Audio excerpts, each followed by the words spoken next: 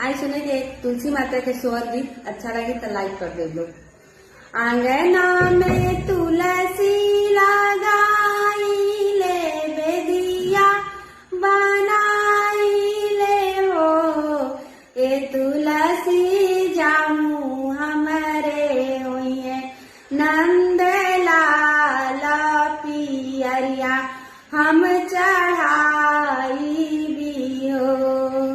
ए तुलसी जामू मोरे होइए नंद लाल पियरिया हम चढ़ाई भी हो। आधी रात बीतली पहरी राती बबुआ जन्म ले हो, ए तुलसी बाजे लागले आनंद बधैया मलिया उठे सोहर हो, ए तुलसी बाजे लागले आनंद बधैया मलिया उठे सोहर हो। मजिया ही बैठाली सासु बहुआ अरज करे हो,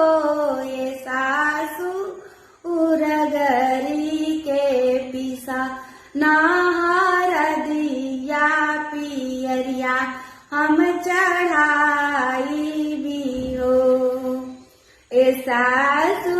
उरगरी के पिसा नाहर दिया पियरिया हम चढ़ाई भी हो।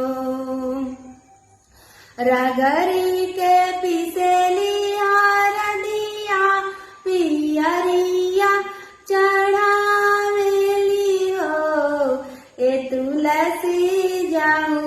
हमरे जोड़ा लगई बूता चुना अरी चढ़ाई भी हो, ए तुलसी जामू हमरे जोड़ा लगई बूता चुना अरी